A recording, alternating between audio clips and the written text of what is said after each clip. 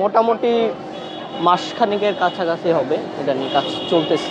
অনিয়ম বা দুর্নীতি এভাবে করবে তার অবশ্যই একটা ভয় থাকবে না আমি কিছু একটা করতে গেলে আমার বিরুদ্ধে সারা জীবন এভাবে বয়ে নিয়ে বেড়াবে। যে অপরাধ করে সে যদি অনুশোচনা না করে আর উনি যদি বলে মানে আমি অপরাধ করি নাই বা আমার অপরাধ হয় নাই, তাহলে তার কিছু বলার নাই। যেখানে লাখো জনতা বলতেছে অন্যায়, তাহলে এটা অবশ্যই অন্যায়।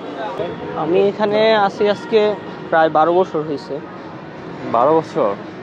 তো 12 বছর ধরেই কাজ করতেছি। 12 বছর যে কাজ করছেন তখনকার কাজের যে প্যাটার্ন আর এবারের যে কাজের প্যাটার্ন, মানে পার্থক্য আছে কোনো বা কি? না, এটা তো প্রতিবারই কম বেশি পার্থক্য থাকে, কারণ প্রতি বছর এক একটা থিমের উপরে কাজ করা হয়। এটা বানাচ্ছেন এটা না, মানে এটা কি কার বা কেন আপনারা এটা বানাচ্ছেন?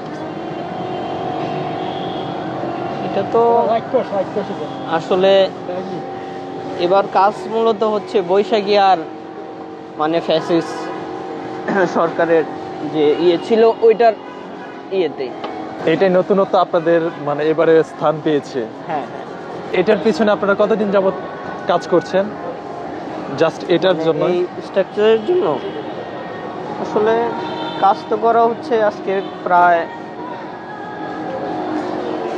মাস, স্পেসিফিক ইয়ে নেই, তো মোটামুটি মাসখানেকের কাছাকাছি হবে এটা নিয়ে কাজ চলতেছে। আর টোটাল ব্যাপারটা নিয়ে আর তো মাত্র 3 দিন আছে। এই 3 দিনে আপনাদের যে ফুলফিল যে এটা আপনারা শেষ করতে পারবেন কি? হ্যাঁ, অবশ্যই শেষ হবে। এবারের মঙ্গল শোভাযাত্রায় একটু ভিন্নভাবে মঙ্গল শোভাযাত্রাটি করা হবে। সেই ভিন্নতার কি মাত্রা আপনারা যোগ করেছেন এটা বাদে?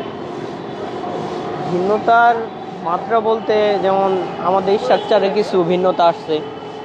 এখন র্যালি ওইটা ওইভাবে বের করলে, যখন আমাদের টিচাররা আছে, স্যাররা আছে, ওনারা যেভাবে ডিরেকশন দিবে ওইভাবেই বের করা হবে আর কি।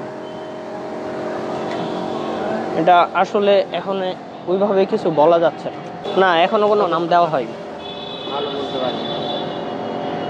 এটা স্ট্রাকচার কমপ্লিট হওয়ার পরে তারপরে দেখা গেছে কি করা যায়, দেখা যাক। কাজ শেষে যখন দূরে দাঁড়িয়ে আপনি নিজেই দেখেন তখন কেমন লাগে?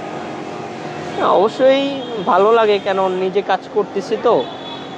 একটা কাজ কমপ্লিট হওয়ার পর তো অবশ্যই নিজের কাছে ভালো লাগে, আর ভালো লাগা থেকেই কাজটা করা মূলত। এই সংস্কৃতি যদি এবার থেকে চালু হয় তাহলে আপনার কাছে কি মনে হয় যে পরবর্তী যে যারা ফ্যাসিস্ট হয়ে ওঠার চেষ্টা করবে বা ফ্যাসিস্ট হবে তাদের পরিণতি এইভাবে সংস্কৃতি, বই, সাহিত্য এর মাধ্যমে উঠে আসবে? অবশ্যই এটা যে অনিয়ম বা দুর্নীতি এভাবে করবে তার অবশ্যই একটা ভয় থাকবে না আমি কিছু একটা করতে গেলে আমার বিরুদ্ধে সারা জীবন এভাবে বয়ে নিয়ে বেড়াবে। তো এটাই, যে অপরাধ করে সে যদি অনুশোচনা না করে আর উনি যদি বলে মানে আমি অপরাধ করি নাই বা আমার অপরাধ হয় নাই, তাহলে তার কিছু বলার নাই। যেখানে লাখো জনতা বলতেছে অন্যায়, তাহলে এটা অবশ্যই অন্যায়।